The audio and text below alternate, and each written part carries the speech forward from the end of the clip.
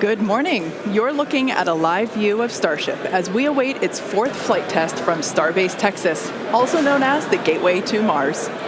Thanks for tuning in. We're excited to be joining you once again from SpaceX headquarters in Hawthorne, California. As you can tell, the crowd is getting excited behind us. We're here in front of Mission Control Center. Now, we are targeting liftoff at 7:50 a.m. Central Time in just over 30 minutes from now.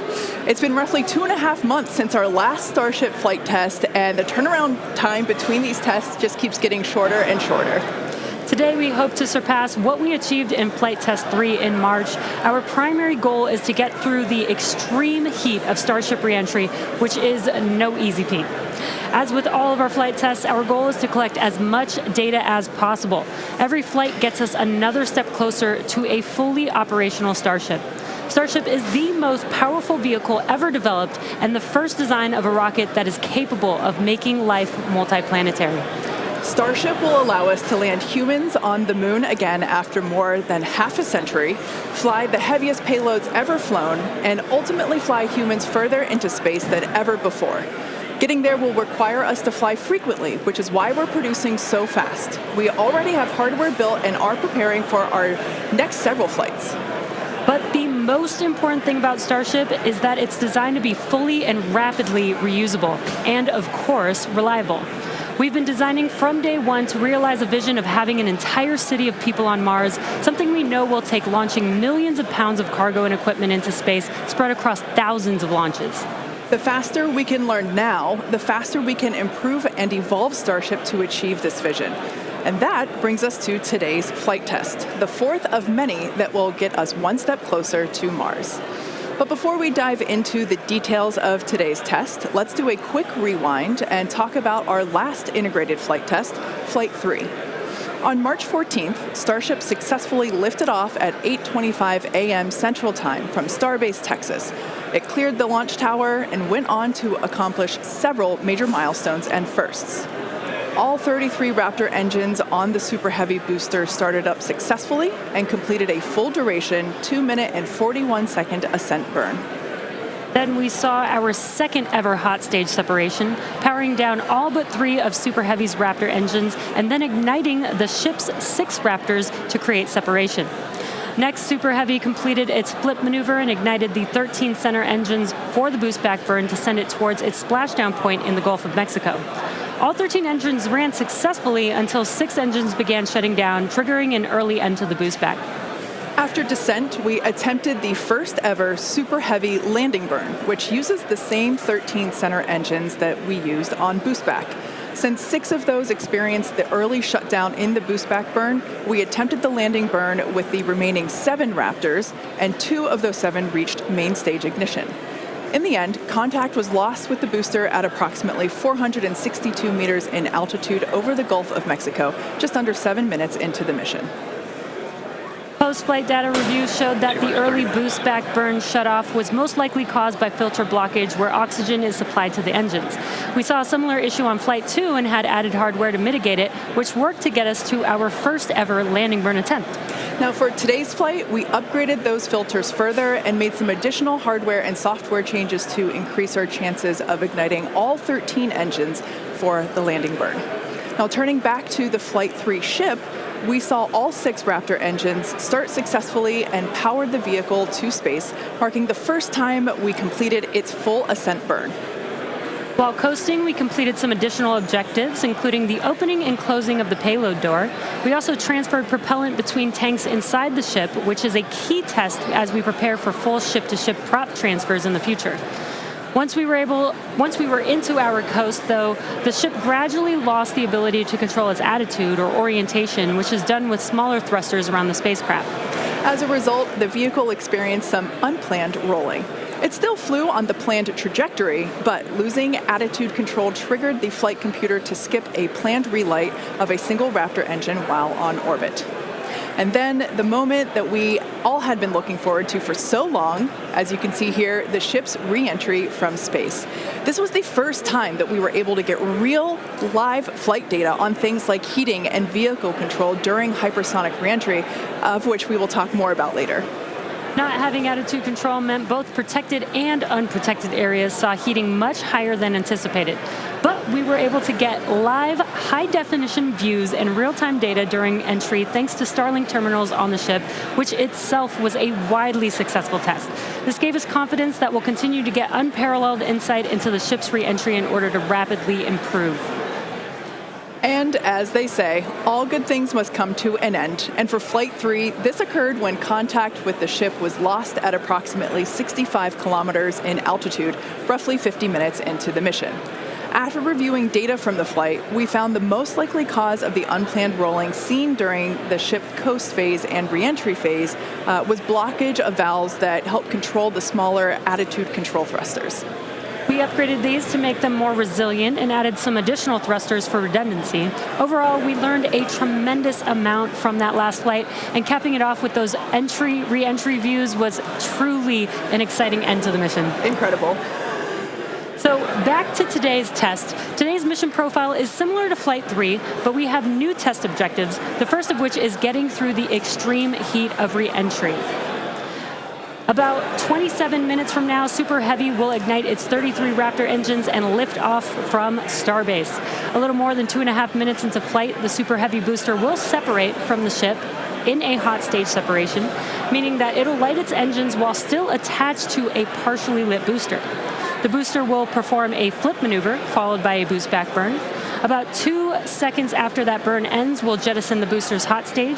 As it heads back to Earth, the booster will attempt a landing burn before splashing down into the Gulf. Meanwhile, the ship's engines will remain lit for just under 6 minutes during its ascent before shutting down for the coast phase. The ship will coast for about 40 minutes or so, reaching a peak altitude of 214 kilometers. And after its coast phase, the ship will attempt a controlled re-entry, including a flip maneuver and a landing burn, before splashing down in the Indian Ocean. Now, we say attempting because, again, this is a test and nothing is guaranteed. As we mentioned earlier, the booster and the ship have to contend with some extreme conditions on re-entry. For this flight test, we do not plan to recover any hardware from the booster or the ship. With the exception of Falcon, this is no different than what happens to most rockets flying today that are expended or fall into the ocean after completing their mission. Eventually, we will land and recover Starship boosters and ships, as we do today with Falcon 9 and Falcon Heavy boosters. And in fact, we've landed 316 Falcon boosters to date. Even though recovery is not planned, the telemetry and data we receive all the way to the end is what we're looking for, which will help us continue to build a rapidly reusable Starship for the future. In other words, the payload for this mission is data. It's also worth mentioning that the hot stage jettison is an off-nominal procedure that we're using as a temporary way to reduce the weight of the vehicle for its water landing today. Yeah, exactly. Future designs give Super Heavy boosters a lighter weight integrated hot stage intended for full reusability, which will mitigate the need to jettison the hot stage. Okay, so now that we have a handle on today's flight test, let's check in with Dan. Dan, how's it going? Hey, Jesse, and welcome everybody back to Starbase for yet another Starship launch. I'm coming to you live from the Raptor's Nest behind the Mega Bay. I'm here with our Pad Red team and some of our flight controllers this morning. Everything has been going really smooth. We did have the Red team going a little bit earlier to fix a ground side issue, but that was taken care of. That's why we slid a little bit later into our window. But as of right now, we are on track for liftoff at 7:50 a.m. Central Time. That's 12:50 UTC. As you can see, we are actively loading propellant onto Starship and Super Heavy. Those frost lines are ticking up as we load liquid methane, that's our fuel, liquid oxygen, that's our oxidizer, onto both vehicles. They're cryogenic, so they're subcooled to several hundred degrees below zero. Since Flight 3, we've made a few more upgrades, helping to bring Prop Farm 2.0 online. That's just going to help us to continue to shorten the amount of prop load time that we're going to need. We're also going to be using it for Launch Tower number 2, which is going to be coming to Starbase real soon. The faster we go, the less prop we're going to lose to boil off, and the better we can ensure things like temperatures are in the right range for Raptor startup. Now, those first two flights took about 90 minutes to load prop on board. That third, we knocked it all the way down to just 51 minutes. We're aiming for about 46 minutes of prop load time for today's op, eventually hoping to get that down all the way to 40, which for some context, that's just 5 minutes more than we take to load Falcon 9, but we're doing it with 10 times the amount. So this morning, ship prop load started at T-minus 50 minutes, booster at T-minus 43 minutes. We're going to pause the ship main tank prop load in just a couple of minutes to do the header tanks, which are going to do that attempted ship landing burn. We expect the ship to close out all of its prop at about 3 minutes and 20 seconds before liftoff, and then booster at about 2:50. Now, our final countdown sequence is going to look very familiar. It's going to be the exact same as it was on flights 2 and 3. So we'll light those engines, and then about 4 seconds later, we will actually see it lift off. But I mean, right now, we are just under 23 minutes away from launch. We're not working any issues either with the vehicle, the range. Weather is 95% go, so not dealing with any winds or weather issues today. If we do have to scrub, our next attempt would probably be about 48 hours from now. It's all going to be driven by commodities and just how far we get into the count. But everything looking good for liftoff just about 22 and a half minutes from now. I'll check back in with you guys in a few minutes, and I'll send it back over to Kate and Jesse. Excellent. Thanks, Dan.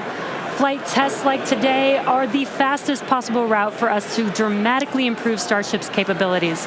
The Starship flying today has already seen a number of changes based on what we learned from Flight Test 3 in March, which was only 2.5 months ago. Development moves really fast here at SpaceX. Let's take a closer look at the iteration of the vehicle flying today. Starship is comprised of two elements, the ship, which has 6 Raptor engines, and the Super Heavy booster, which has 33 Raptor engines. The current iteration of Starship is essentially an experimental vehicle flying for development. Starship 2 will be capable of carrying more than 100 tons to orbit, and Starship 3 will be able to handle more than 200 tons to orbit. Compared to Saturn V, the rocket that first took astronauts to the moon, Starship has more than twice the thrust. And with a few planned upgrades, Starship will have 3 times the thrust of Saturn V, plus the added benefit of full reusability. The amount of mass that we're able to launch per rocket is crucial to creating a self-sustaining city on Mars. Now, to get a sense of how big Starship is, let's start with the average-sized human, which is about 2 meters high. And towering over our average human is the length of the Millennium Falcon, which comes in at 35 meters. Our Falcon 9 rocket with the payload fairing attached is double the size of the Millennium Falcon at 70 meters, and nearly twice the size of that is the fully integrated Starship at 121 meters tall. The ship is about 50 meters tall, and the Super Heavy booster alone stands 71 meters. Eventually, the ship and booster will get even taller.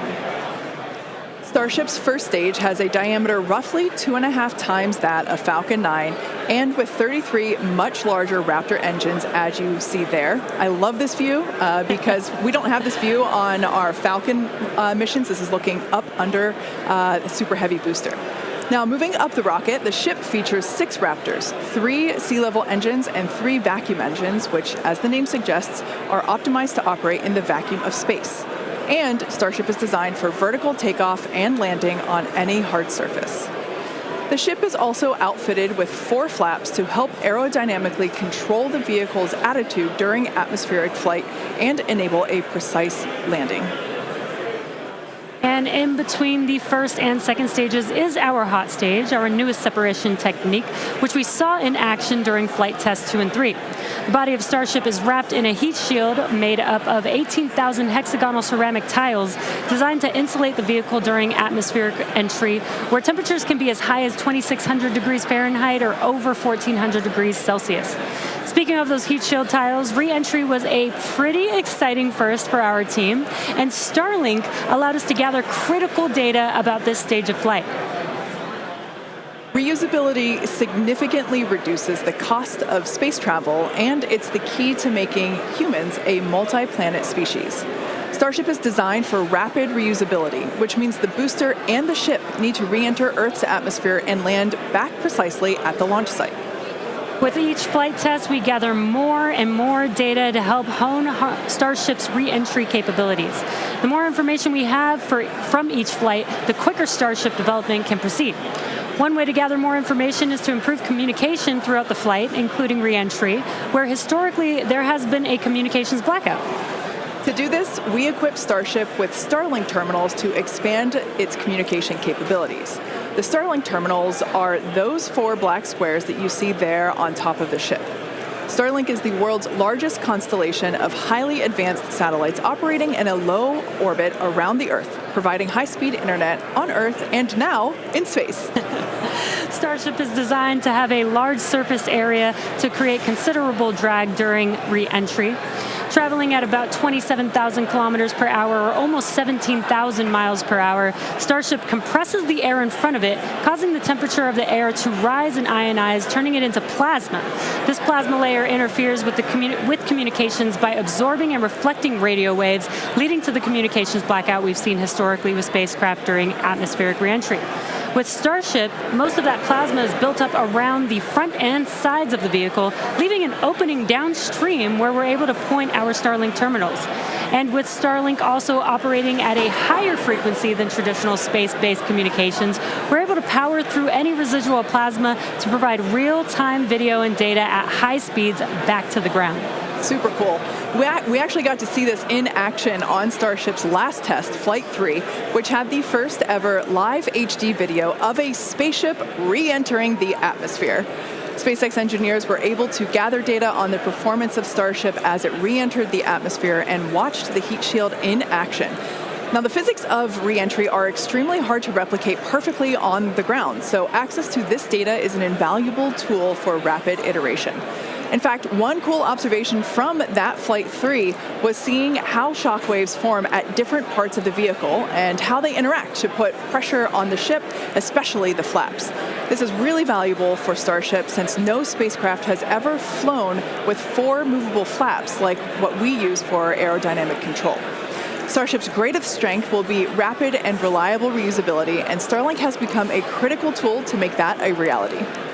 Over the next few flights, we'll continue to improve the Starlink performance on Starship, eventually enabling more views and enabling more data to be transmitted in real time. And we'll keep experimenting during entry. You might have noticed a few tiles missing or looking different near the bottom of Starship. We intentionally placed 1 thin tile and removed 2 tiles completely. In their place, we now have sensors to see how hot things get without the tiles in those locations, while also testing some backup thermal protection options. Ideally, we expect Starship's re-entry to improve on each flight, thanks in part to this wealth of new data. But if getting to space is hard, returning from space is even harder. That's right.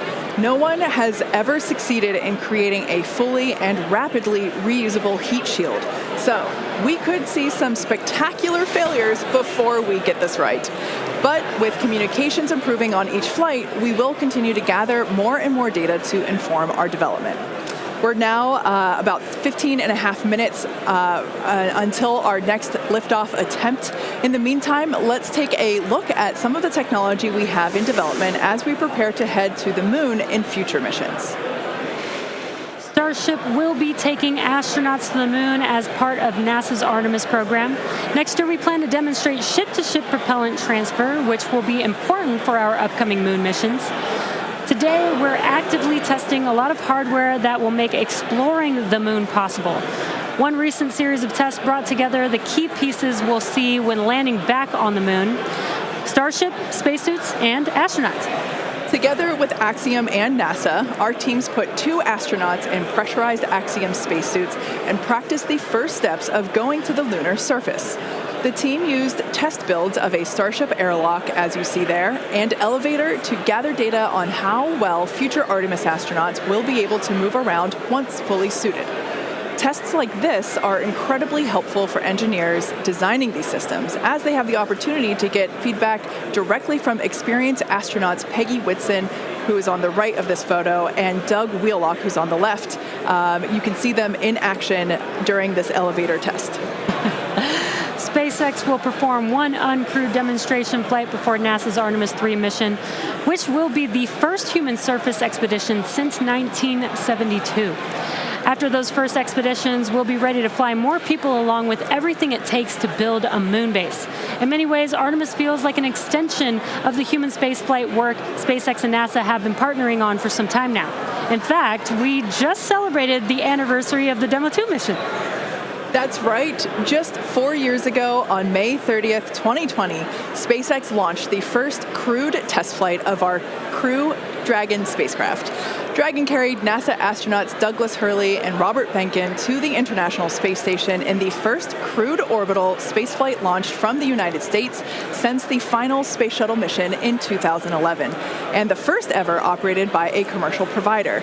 You can see Bob and Doug there on your screen.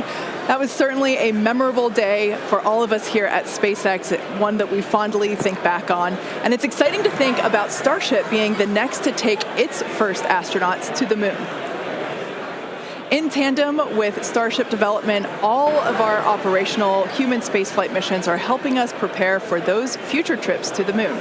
Our upcoming private astronaut mission, Polaris Dawn, you can see the crew there on your screen. They will play a big role in testing procedures that will be relevant to our moon and eventually Mars missions. We're looking forward to the third Polaris Dawn mission, which will be the first crewed Starship flight. The Polaris Dawn crew will attempt to reach the highest apogee ever flown by a spacecraft, and they'll also be performing a spacewalk, or extravehicular activity, wearing SpaceX's newly designed spacesuits. They'll also be testing space-based communications, which will be critical to future deep space missions. The Polaris Dawn mission is currently targeted to launch no earlier than July of this year, so stay tuned, because that is going to be a very exciting mission to watch. In the meantime, at T-minus 12 minutes, let's check back in with Dan on today's countdown. Hey, thanks, Jesse. Everything continues to go real smoothly. It's been a real quiet day so far. The board looks really clean, not tracking any impediments to a launch just under 12 minutes from now. Prop loads continuing. Looking at the numbers real quick, we're about 85% full on the ship. We did pause to start filling those header tanks on ship. Again, those are the 2 smaller tanks in the very top of the nose cone that we're going to use for that attempted landing burn with ship. And with the booster, we're just at about 75, 76% or so on our methane and LOX, so getting pretty full there. Those are going to continue down to about 3 minutes and 20 seconds before liftoff. That's when we'll close out all the prop on the ship. And then T-minus 2 minutes and 50 seconds on the booster. A lot of work also going on in the background. Our range safety teams working to make sure the area, not just around the pad, but in the sea space out in the Gulf, and also in the anticipated entry point in the Indian Ocean, are clear. We're not tracking any blockers, any boats, anything like that in the zone right now, but their work literally continues right up until those last couple of minutes. So they're working pretty hard to make sure everything stays clear. But right now the range is green. I already talked about it in the beginning. It looks a little bit cloudy, but weather not a concern today. Really light winds. We only had about a 5% chance of violation when we started this morning, and that's held. So everything continuing to look really good for launch so far. The pad itself is getting ready. Reminder that we're going to light those engines about 4 minutes before it actually takes off. So you'll see them start, the 33 engines on Super Heavy start to light prior to that T0. And then about 2 seconds after, we'll start to see first motion. But everything looking great. Just coming up on 10 minutes until launch. Getting excited down here. Ready to feel the rumble. I'll send it back to you guys over in Hawthorne. Thanks, Dan. Teams are also getting excited here at SpaceX headquarters in Hawthorne, California. There is a pretty large crowd now gathering outside of Mission Control, located just behind Jesse and I. Now, actually, you can see it there on your screen. There they are.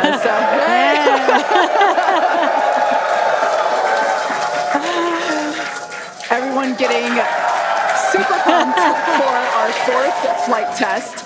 Now, as a reminder on that note, today is just a test, the fourth of many future flight tests of Starship before it becomes fully operational. So whatever the outcome and however far we get, we can promise excitement. This rapid iterative development approach has been the basis for all of SpaceX's major innovative advancements, including Falcon, Dragon, and Starlink.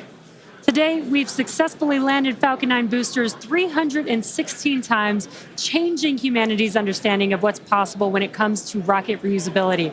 And even though we are not recovering the booster or ship today, test flights like these provide critical data through every phase of flight, which will get us closer and closer to full reusability, and we have a lot more tests planned for this year. When we start recovering Starship boosters, we'll want them to return to the launch site for a quicker turnaround, which you can see in this animation on your screen. And that's when the tower reveals its dual purpose. After launch, the arms or chopsticks on the tower will help guide the booster into position to ensure a precision landing. And our goal for the near future is to have 4 launch towers, 2 in Cape Canaveral in Florida, and they will look very similar to the ones that you see here in this animation. As we know, we find that our renderings tend to end up looking really similar to real life. So while this is a rendering, we do know we can look forward to this in the future. Like I said, we're going to have 2 at Cape Canaveral in Florida and 2 located at Starbase. Starbase will continue to be used for flight tests, and the towers at the Cape will come online as we prepare to fly operational Starship missions. In fact, we recently upgraded the actuators in the chopsticks, which are responsible for swinging those arms in for a catch. And we'll be testing an operational step on this flight by moving the chopsticks to the catch position immediately after Starship flies away. That's going to be really incredible to see. As we mentioned, we have a lot more tests planned for this year, so we need a lot more hardware. Today we have ships and Super Heavy boosters built and either ready to launch or in testing for the next several flights, with more coming off of the production line as SpaceX's Star Factory continues to grow. The latest phase of the factory currently under construction will come online this summer, giving us several 100,000 more square feet of space. Yeah, when you step into this factory, it is truly inspirational. My heart jumps out of my chest every time I'm there. Now, this will enable us to increase our production rate significantly as we build toward our long-term goal of producing 1 ship per day. And coming off the production line soon, Starship version 2. Now, with all that being said, let's check back in with Dan for the latest as we head into the terminal count. Hey, thanks, Kate. Everything still looks great. We're getting ready to launch. We are just under 6.5 minutes away. You can see when we throw up the graphics for prop load that we're almost closed out. Ship more than 90% full. Those header tanks are done. And then the boosters right coming up on 90% real soon. So we're going to see those close out in the next couple of minutes. Ship's going to end at about 3 minutes and 20 seconds. It'll be fully loaded. And then booster at about 2 minutes and 50 seconds. After all the props loaded on, we go through a lot of steps to safe ground systems. You're doing things called pushbacks, where you're just clearing all of those lines on the ground of propellant before we lift off. But once we're done, we're going to have 10 million pounds of liquid propellant on board Starship to help power the most powerful vehicle ever designed. if we do hold, we have a built-in hold gate at T-minus 40 seconds. We can hold there for about 30 minutes or so today. If we need to wait for final pressure checks or for if we have anything on the range, anything like that. Did just get that the range is green, so we are coming up 5 minutes and 20 seconds away. We are not planning to hold at T-minus 40 unless we trip some kind of hold alarm, something like that. So we could blow right through that gate and go right to launch. Don't be shocked if we hold at T40 though, and if we do, we can hold for a couple of minutes and then keep going. Our window is open all the way until 9 a.m. today. Now, once we pass through T-minus 40 seconds, a number of events will occur in rapid succession. The ground spin and ignition systems will come up to flight pressure, and the ship will go to internal power. Now, after that, the quick disconnect arm lockout is removed in preparation for retraction shortly after T0. Gas lines connected to the booster and ship are vented down, and once we pass T-minus 40 seconds, we still have the ability to recycle the count under certain conditions back to T-minus 40 seconds and hold there to assess what happened and if we can proceed again to T0. However, once the water for the deflector system begins flowing at T-minus 10 seconds, any issue after that would be an automatic scrub for the day, as teams would need to refill the deflector's water tanks, as well as the lock storage tanks at the tank farm before making another attempt. So, as Dan mentioned earlier, we are not planning to hold at the optional T-minus 40 second mark. That moment basically is what would allow teams to wait for final checkouts or assess prop levels or avionics, vehicle pressurization, the range, the weather. Weather is 95% go, as you can see from these incredible drone views that we have and pad cams. It is a beautiful day. Of course, we have some clouds billowing from the locks there. Yeah, and again, a reminder that the payload for this mission is data, and our primary goal is to get ship through the extreme heat of reentry today. We're very excited to see that. We did get very close on Flight 3, so I'm excited to see how these iterations that we've made to the vehicle will help improve our chances of success today. Yeah, absolutely. Now, just as a reminder for the booster, now we are not attempting to recover any hardware today, either on ship or booster. For the booster, we will be attempting to perform a landing burn to have a soft splashdown in the Gulf of Mexico. We made some improvements from our Flight 3 learnings, so hopefully that will work and we'll see a successful soft splashdown. For the ship, we're hoping to demonstrate controlled re-entry, including a flip maneuver and landing burn, and that will be followed by splashdown in the Indian Ocean. That is the same target as we had on Flight 3, so everything should look pretty similar in that regard. And we just heard the call out there that all prop load is closed out, so at this point, there is like 10 million pounds of propellant on board Starship, which is incredible. This is getting very exciting. We are just about 2 minutes away from T0.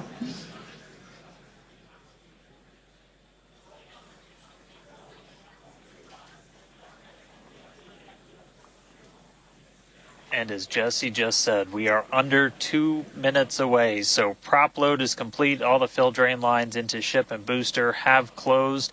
Right now we're doing the pushback, so clearing out all those ground lines of propellant. And that'll be completed over the next couple of seconds. We're coming up on that T-minus 40 mark. Again, not planning to hold. If we do, or if we get a hold after we pass it, we can snap back to that T-minus 40, and then we can stay there for about 30 minutes or so if any other issues crop up. Once we pass T-minus 40, a lot of things happen, both on the vehicle and the ground. It's running a lot of its own self-checkouts, venting different tanks and pressure lines throughout the vehicle. We essentially built that 40 seconds as that's about how much time it takes for the vehicle to take all of those actions, which is why we hold there. But all of that happens automated. You do a final checkout of the TVC, the thrust vector control, how we're going to steer.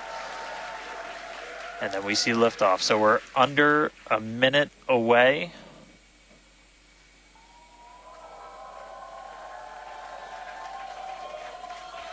45 seconds and counting. Good event, gate met. All right, now as we close in, we are past the 40-second mark.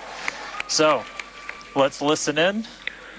Flight Director Ty Huntington's going to take us through one more time for a Starship liftoff.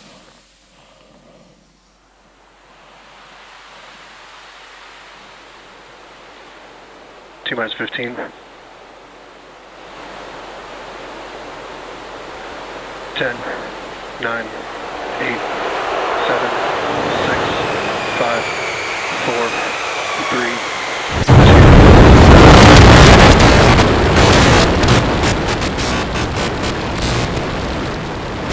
We have liftoff.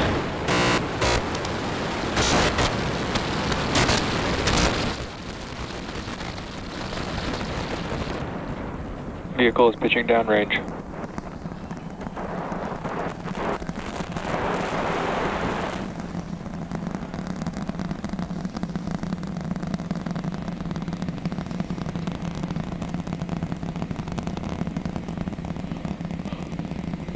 All right, 30 seconds into flight. The rumbles are still building here in the Raptor's nest. We're seeing 32 out of 33 engines lit on the Super Heavy right now. Coming up shortly is going to be Max Q, that maximum aerodynamic pressure as we go uphill on the vehicle.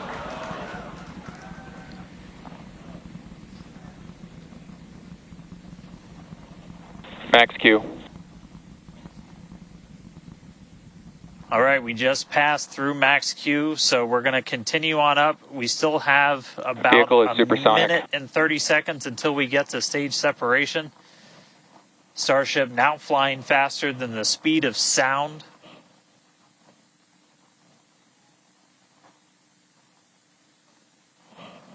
All right, so you got a couple of views. You got some ground trackers in your top camera there. You're looking down from the top of the booster in the bottom left, and then a camera in the top flap of the ship looking back in the bottom right, so getting a couple of different looks as Starship heads uphill. Once we get the hot staging, a lot of things happen all at once simultaneously.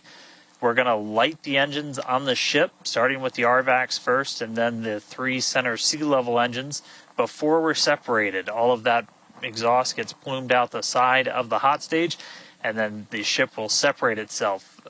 All but the 3 center engines on the booster are going to shut down, so the booster never stops its thrust while we go through this hot stage maneuver. After that, the booster is going to do its flip, start heading back, and then the ship will be on its own power on its way to space. So that should be coming up in just about 30 seconds from now. As of right now, still looking in like 32 out of 33 Raptors lit on the booster.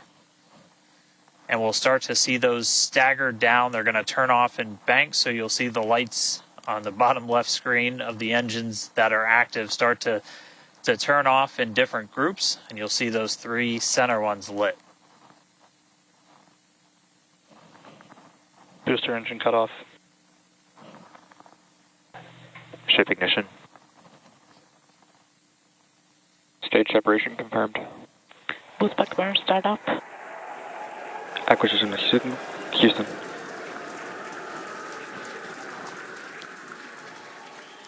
Hot stage confirmed. Ship under its own power. Booster boosting back. Looks like all 13 are lit. Kate, we got a booster on the way back to the Gulf and a ship on the way to space. Acquisition signal. Stennis. Ship chamber pressures are nominal. Ship power and telemetry nominal. All right, the first stage currently performing the boost back burn. This is expected to last a little over 1 minute. This propels the booster back toward the coast, taking it to a landing in the waters of the Gulf of Mexico. As you can see on your screen in the bottom left-hand corner, we were only using the 13 center engines from here on. Boost back burn shut down. Heard confirmation there of good boost back burn shutdown. Stage 2 tank pressures are nominal.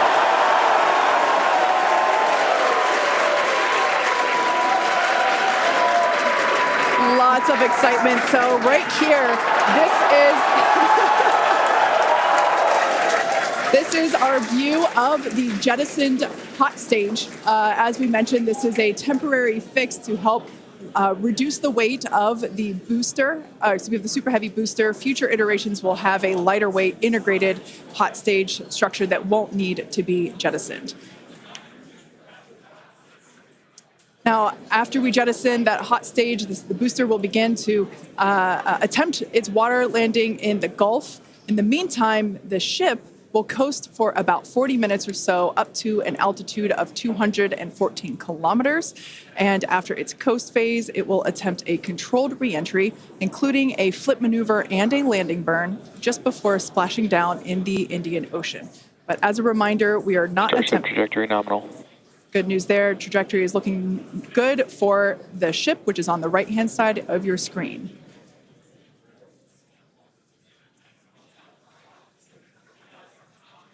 At this point in time, as you can see, we have no engines lit on the booster. It is coasting back toward the Gulf of Mexico for a water landing and ship under power of all 6 Raptor engines. There's 3 sea level and 3 vacuum Raptor engines that are lit, as we can see on your screen.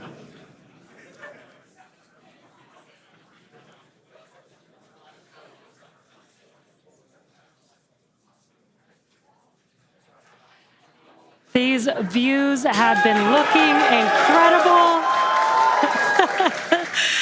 Super Heavy has been performing beautifully today. And you can hear the crowd is very excited about it. As a reminder, for booster, the primary goal today is to do a landing burn and a splashdown in the water. And we are just about 30 seconds away from that landing burn expecting to begin.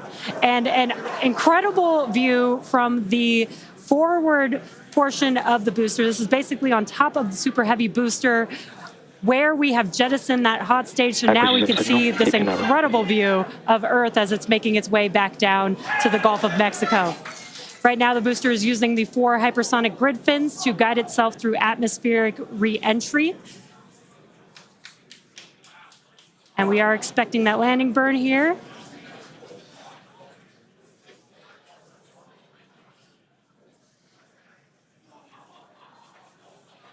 And we will be igniting 13 engines, and this is a great view. On your left-hand side is 3 views from the booster, and your right-hand side a view from the ship. And you can see those grid fins on your left-hand screen rotating and turning to guide the booster, and there's that landing burn.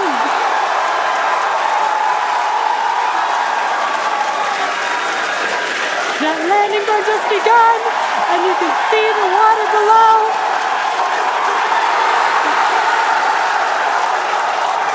And we have splashdown.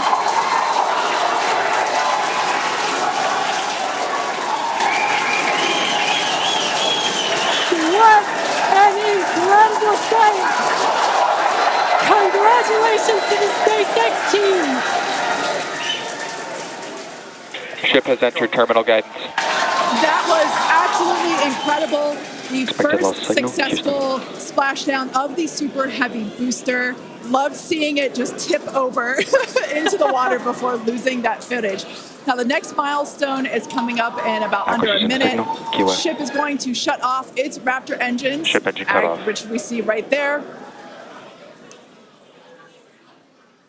As we mentioned before, today's test flight is not an orbital flight, but rather one that demonstrates the Starship's orbital capability.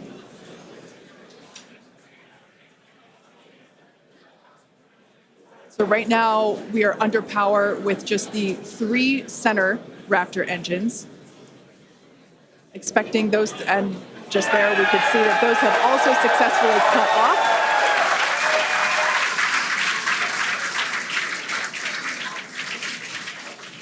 Ship FDS is saved. What an incredible... Nominal orbit insertion. Oh, there's great news there. The call out we were hoping to hear. Amazing views once again from Starship. We have our second Starship in space. These live views being brought to us by Starlink, which is on board the ship. Dan, what an incredible view we have once again. So exciting. We got another ship in space. I'm like still jumping up and down. I'm Expected like, loss signal. this whole building was going absolutely insane when we saw the booster hit the water. I mean, wow. Congrats to everybody that's just been putting in insane amounts of hours on everything to make this thing a reality. And I feel like every single time we do one of these, we're seeing something wildly new. We got to see the hot stage jettison and the booster in the water. But just to recap real quick over everything that's happened. So we lifted off at 7:50 a.m. only 9 minutes ago. How has it only been 9 minutes? 7:50 a.m. Central at 12:50 UTC. We saw 32 of the 33 Raptor engines on Super Heavy make the ascent. We had successful cutoff, successful hot staging, all 6 engines on the ship, powered it all the way into a nominal orbital trajectory. And we've already been getting some live views from the ship on board. After that, the booster was able to do its boost back burn. Oh, this looks like we're actually getting some views from the ground still, potentially from Florida, of the ship as it's up there. That's a view from some of our tracking cameras on the ground in Florida. But the ship, we just heard successful orbital insertion, so it's right where it needs to be and is now going to continue on its way to coast until it comes to reentry. But I mean, the booster, successful boost back burn, jettison the hot stage, and then a landing burn. It looked like we saw 12 of the 13 engines light up, and then that first ever soft splashdown in the water. So a whole lot still to come. Ship now on its way to its primary objective of entry. That's going to be coming up in just under 40 minutes from now. So a lot still to come, but wow, what a 9 minutes to start this mission off. So can't wait to see what entry is going to show us, but that launch was incredible. Back over to you, Jesse and Kate. Wow. I am still trying to catch my breath here. That was some incredible views that we have never seen before. It has been nonstop since liftoff, and with the booster having completed its job for the day, we're going to take a short break for about the next 28 minutes, and we'll return while we're going to take a break while the ship is continuing to coast before re-entry. Exactly. As with Flight 3, Starlink may enable us to talk with the ship through re-entry with no communication blackout. We are still testing Starlink during this phase of flight, so of course nothing is certain. However, if we do have views, we will be sure to bring those to you live. Views such as the one, that we had. Well, of course, because I said it, it went away. So we will try to bring those to you live. Exactly. Views or no views, we'll see you back here at T plus 40 minutes for coverage of Starship's re-entry, flip maneuver, landing burn, and splashdown. Expected loss signal, Key West.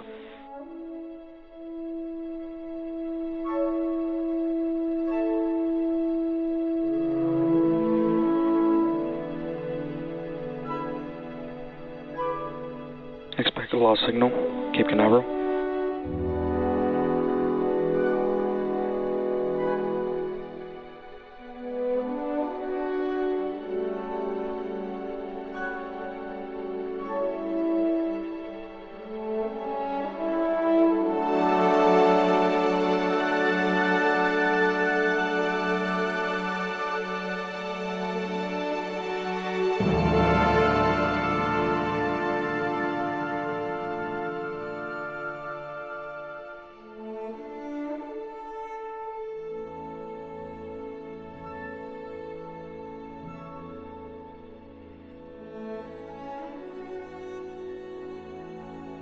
Acquisition signal, Puerto Rico.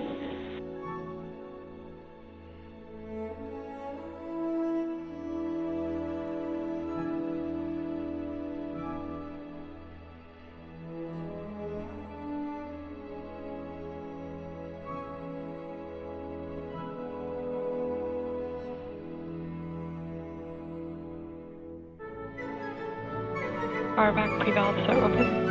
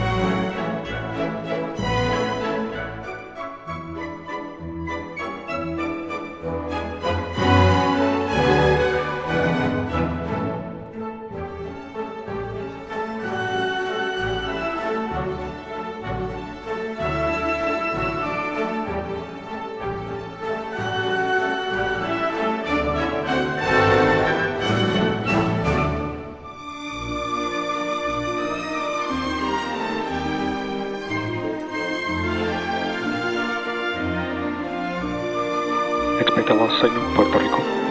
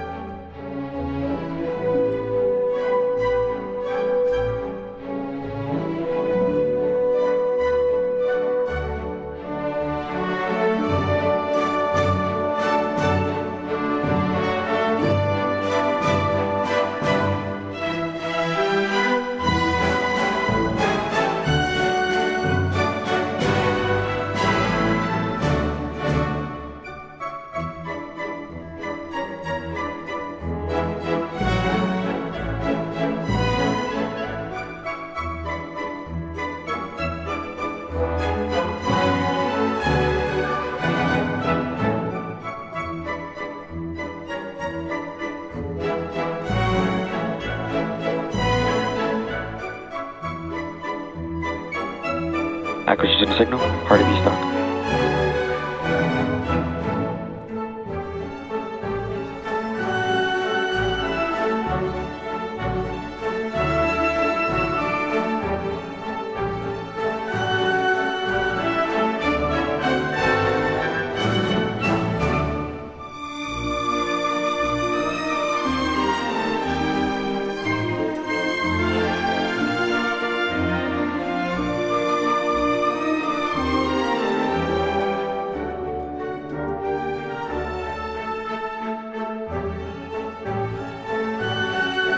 Starship is flying to entry attitude.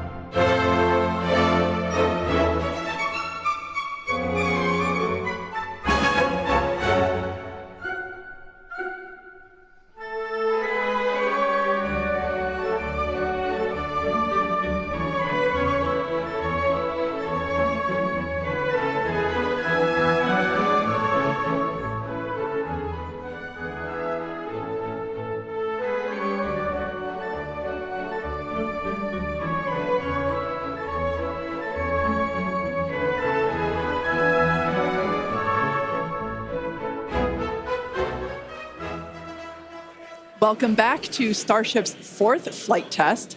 It has been an exciting day so far. We had an on-time liftoff of 7:50 a.m. Central Time, followed by successful hot staging, stage separation, jettisoning of the hot stage structure, an epic super heavy booster landing, water landing in the Gulf of Mexico, the first successful return of the super heavy booster. So that was incredible to see. And right now, the ship is in space. As you can see here by this view, we're looking at one of the flaps of Starship, one of four. You can actually see a close-up side detail of some of those hexagonal heat shield tiles. Now, coming up around T plus 49 minutes, the ship will re-enter the Earth's atmosphere. As a reminder, the primary goal of today's flight test is for a ship to make it through the extreme heat of re-entry. This is typically a portion of flight where we don't have communications with the spacecraft because it's re-entering at or around orbital velocity, which is about 8 kilometers per second or roughly 5 miles per second. At those speeds, the spacecraft moving through the atmosphere results in friction and creates a plasma field around the vehicle. That blanket of plasma distorts, as you can see, that plasma blanket, which you can kind of see here, distorts communication frequencies, so we're left with a brief blackout in communication.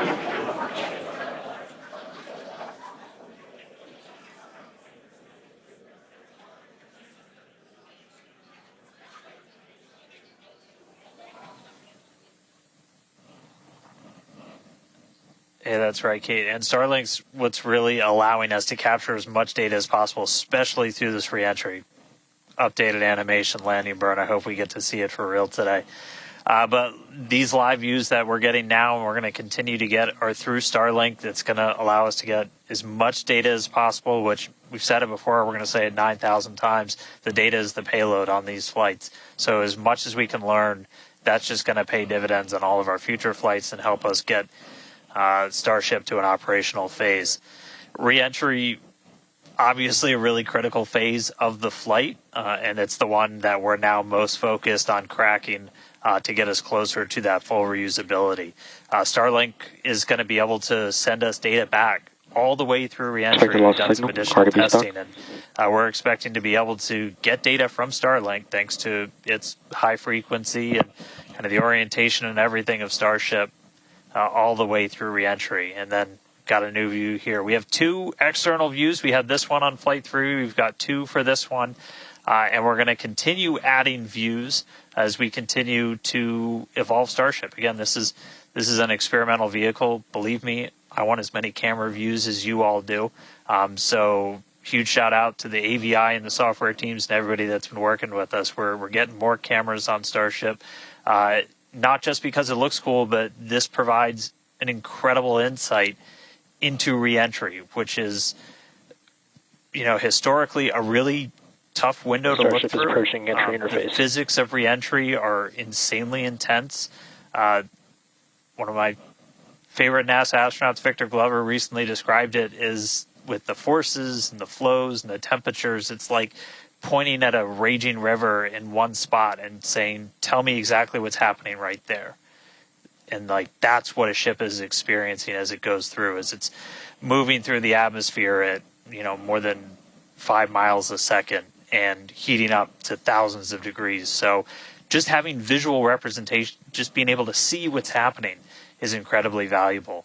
So these views are going to be through Starlink. We've got this one. This is in one of the forward flaps looking back. So if you see it rotating around, that's because, again, it's embedded in one of those forward flaps.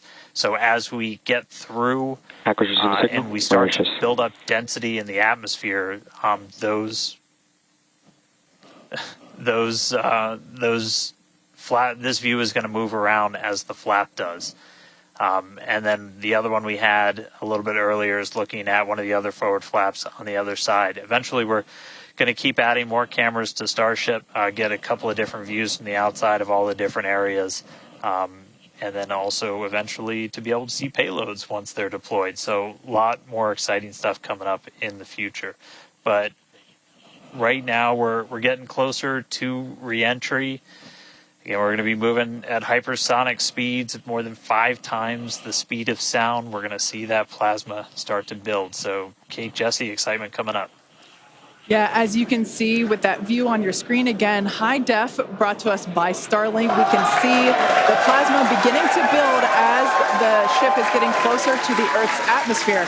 Now, let's talk a little bit about how Starship will survive reentry, hopefully, and control itself. Exactly. We've been talking about this entire flight test. There's 18,000 hexagonal ceramic tiles surrounding the bottom portion or the Earth-facing side of the ship. Through 100 kilometers altitude, good altitude for entry. Great call-outs there. Now, during atmospheric reentry, the vehicle is going to see temperatures as high as 2,600 degrees Fahrenheit or over 1,400 degrees Celsius. So those tiles are there to help protect the vehicle from this extreme heat. Yeah, and the flaps will help control it. Now, one noticeable difference I see immediately, those flaps are not moving as much as they were on Flight 3. So that is a great sign, right? We had unplanned loss of roll control on Flight 3, so we added some additional thrusters, and we can see that they're working well, and we have a much more stable view. So those flaps, there's 4 of them, 2 at the top and 2 at the bottom. They're made out of stainless steel. And they help steer the ship, which, as we can see, the plasma continuing to build. Now, if the ship survives reentry, it will have to perform a flip maneuver as well as a landing burn. We saw this demonstrated in a couple of high-altitude flight tests back in 2020, 2021. Similarly, temperatures increasing on the nose within expected ranges. Great news there. It sounds like the temperatures that we are getting during this point, which again, we usually don't get during spaceflight because of this plasma. We're getting this live. This is a great news. So similarly to, for example, the serial number 10 test that we saw a couple years ago, we're hoping to duplicate that again today. Hopefully we will see it live. And basically the 3 center engines of the ship will reignite and gimbal or point to help flip the ship until those engines are pointing down so that it can land vertically using Raptor's thrust. And as you can see, even from the beginning of the program, we've designed Starship to land on Mars where there are no runways or other humans to help out. We also want rapid reusability, so we're doing... The vehicle is passing through 85 kilometers altitude. The flaps have control of the vehicle.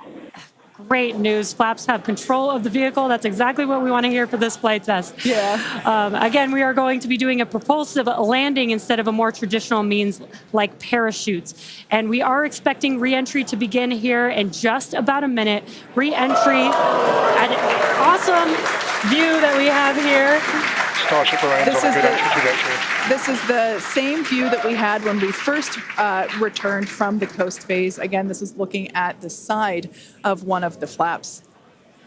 It's incredible that literally at the bottom of this picture, we're basically looking through plasma, which is just absolutely mind-blowing. Wild, very wild. Now we are expecting entry to begin here in about 30 seconds or so. Entry to splashdown is expected to last about 6 minutes long. And that flip maneuver should occur around about 10 minutes before splashdown. And such incredible views that we're getting. Approaching peak heating region. Great call-outs there. Yeah, these views are absolutely astounding. Nose temperatures continue to rise within expected region. And in your bottom right-hand corner, you can also follow along with the altitude of ship as it's returning back to Earth. So once again, this view is basically looking down into the plasma blanket that is building up around the exterior of Starship. It is traveling, as you can see on your screen. You can look in the bottom right-hand corner and see how fast it's going, how high it is, as well as the general orientation.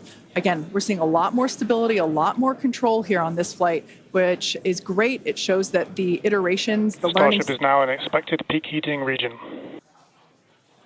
All right, great news there, telling us that this is basically the hottest point that Starship should get during its re-entry. Now, the heat shield is working with the atmosphere for some free braking, okay? The atmosphere is helping to slow the Starship down.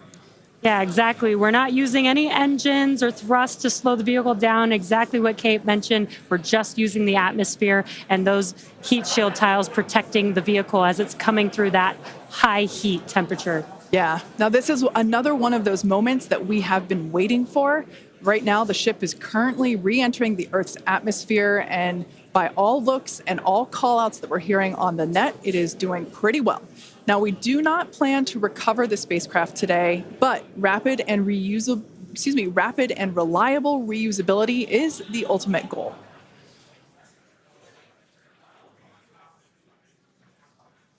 And just pausing to just take in this incredible new and different view that we're seeing.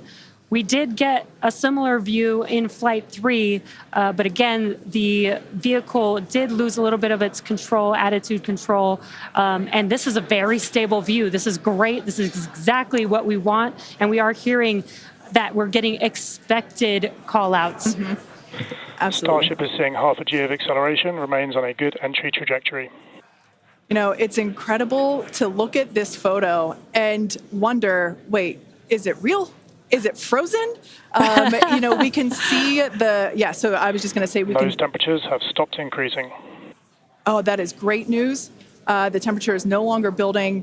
But I was saying, we have a little bit of indication there. We can see that streaking that occurs and tells us that this is indeed a true view. So once again, we are looking basically through the plasma that is building up around the exterior of the ship.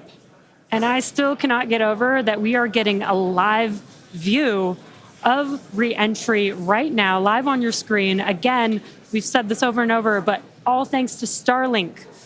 We are able to use Starlink in space, which we're getting this incredible data. And not only just the data from the sensors, but getting live imagery of what is actually happening, which is great, which we've never been able to do live before. Right.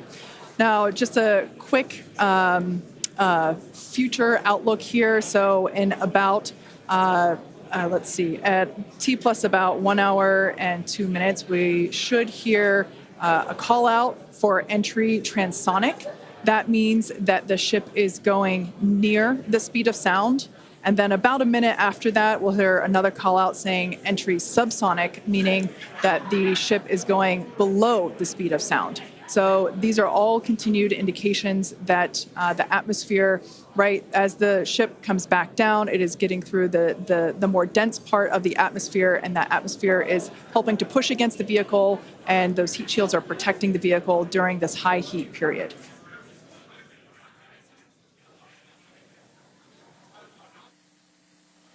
Yeah, Kate and Jesse, we're starting to see as the atmosphere gets denser, you're starting to see a few more particles make an appearance in the plasma there. You can see you're looking down at the aft end of the ship in the top left, and you're seeing essentially the flame build up as we go through reentry. You've been hearing the call-outs. They're tracking things like temperatures in the nose cone, and those were right where we modeled them to be, which is really cool to see and to see in real time. But we're coming up, we're at about 67 kilometers in altitude.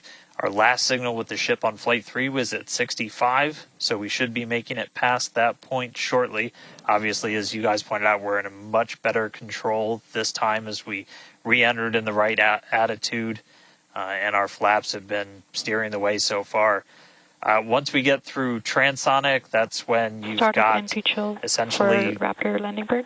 Different areas around the vehicle where the air is either moving faster or slower than the speed of sound. We'll eventually get to subsonic, which we have some experience with. We did in our suborbital campaign. Start of Raptor chill. And Starship will eventually get down to its terminal velocity as it's floating down to the water. That's just about 200 miles an hour or so. We are hearing that we're starting to chill some of the engines as we are, if we make it all the way down to the water, still going to attempt a landing burn, but still a ways to go. We're at about 64 kilometers in altitude right now. We made it through what's expected to be the peak heating, but now we're going to start encountering increased pressures as the atmosphere gets thicker and thicker.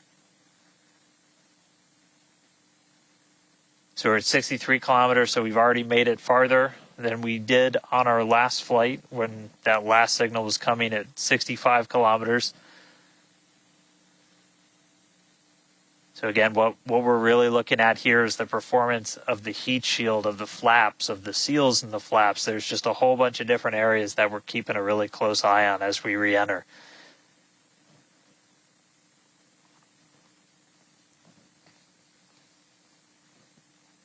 Starship remains on a good entry trajectory. And looking like we're still on a good trajectory. If you're seeing little camera moves, that's the flap moving as it continues to maintain the attitude of the vehicle as it re-enters. And I mean, not just camera views, but we've got sensors inside the ship. We've got those sensors down at the very aft end of the vehicle where we pointed out we had some intentionally missing tiles, where we've got some sensors looking at just how hot it's getting around there. We intentionally put those in essentially the least critical part of the heat shield, where if you had any kind of a breach, it wouldn't be great for reusability, but wouldn't be critical for actual making it through the reentry into the landing.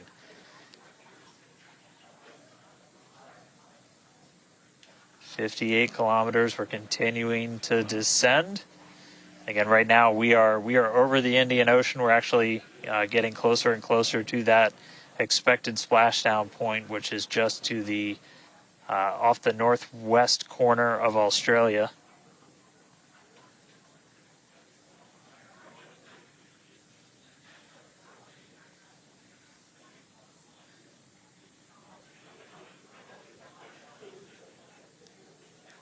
And if you keep an eye on our speed, the speed is dropping. We're hitting the thicker part of the atmosphere now. The speed's going to start dropping precipitously.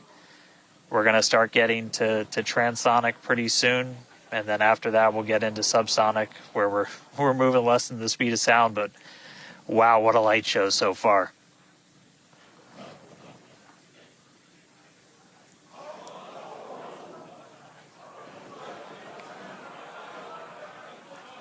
External temperatures are starting to come down. Again, this camera view is looking right at one of the forward flaps.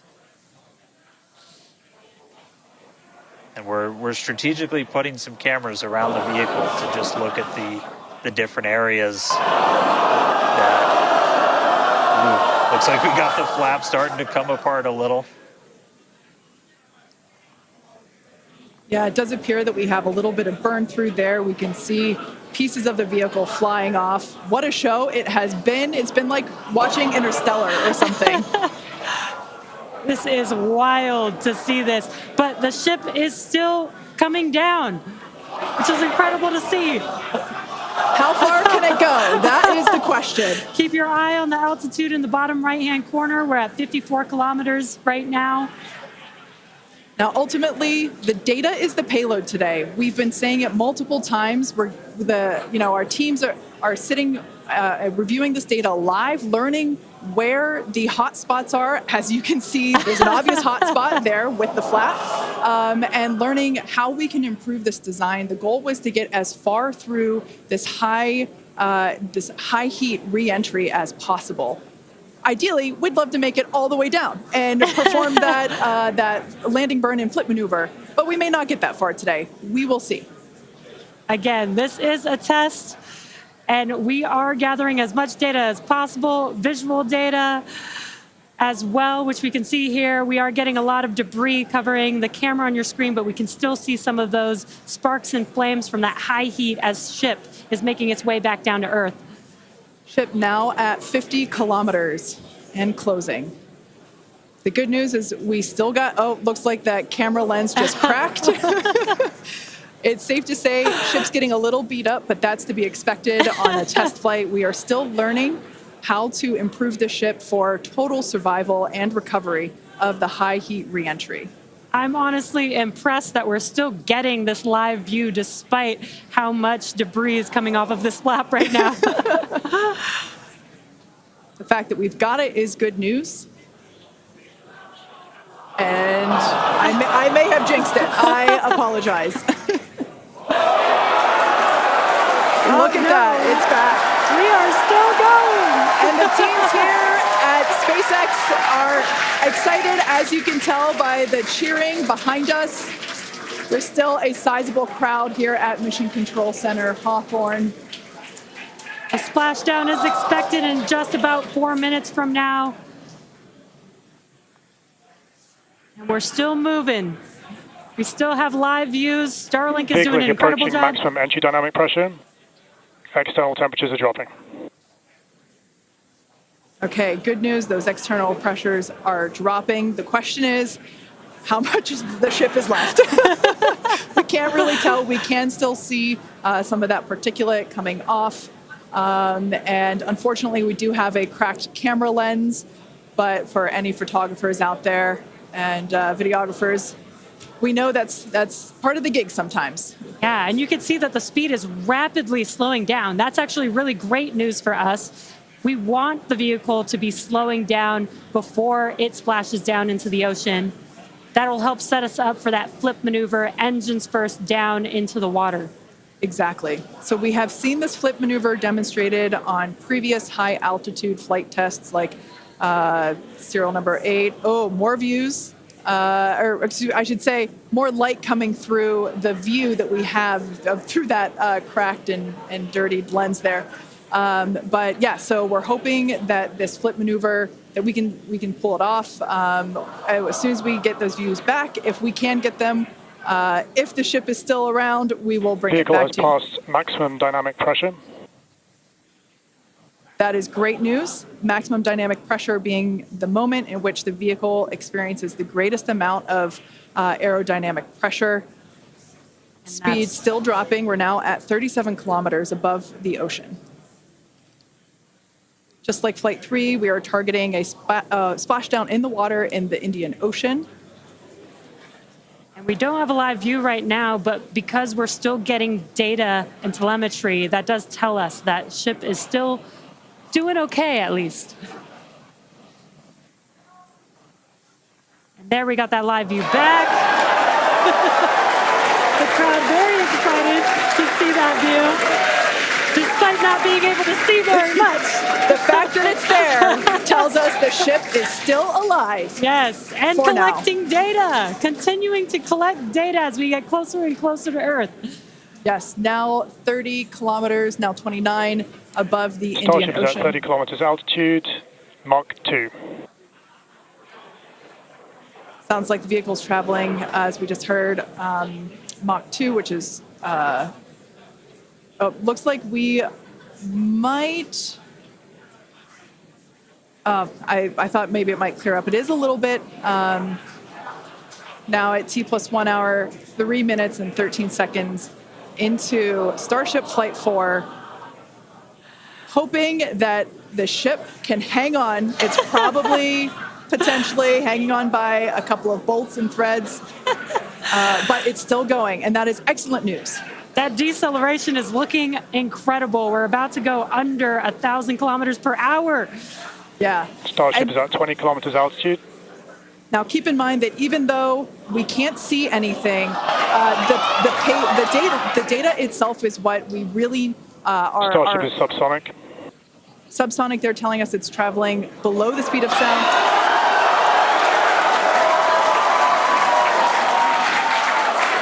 That movement means the flaps are actuating. I think we can see something. This is a nail biter. But we are, unfortunately, we can't see through the lens, but we're still getting the feed. Starship is now 11 kilometers over the ocean. All this data is incredibly important, even if, it breaks up right now. Okay, we can see that flap actuating through the glass. Starship is passing through 10 kilometers altitude. Okay, the next milestone will be initiation of the flip maneuver and landing burn. Keep an eye on the bottom right corner of your screen for those 3 center engines to relight. They will gimbal or angle so that the ship flips itself back up vertical and hopefully lands in a vertical position. And the crowd is very excited to get this view of that flap still maneuvering. Starship is passing through 5 kilometers altitude.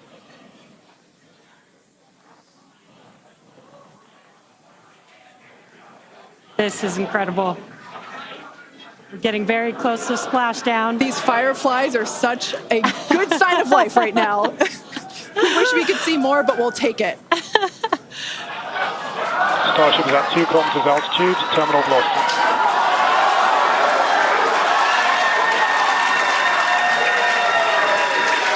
Landing burn startup for Starship. All right, good news there.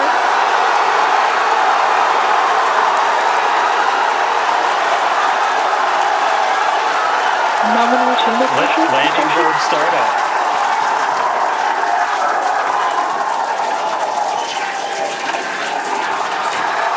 Starship is in landing burn. Landing burn shutdown. The landing burn shutdown was commanded.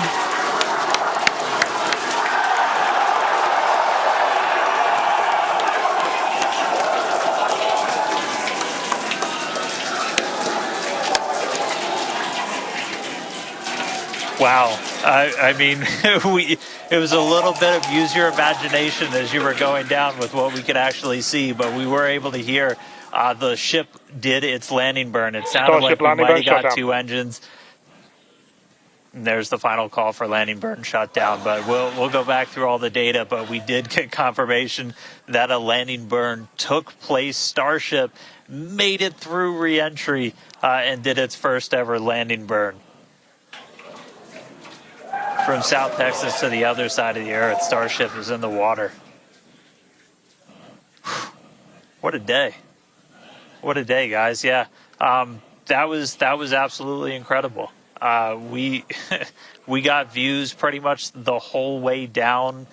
Analysis said it could do it. We weren't sure if it was going to be able to happen, but Starlink powered through, and we were able to get signal. We started to get some debris on the cameras and everything, but we were able to see it. So, I mean, what a day.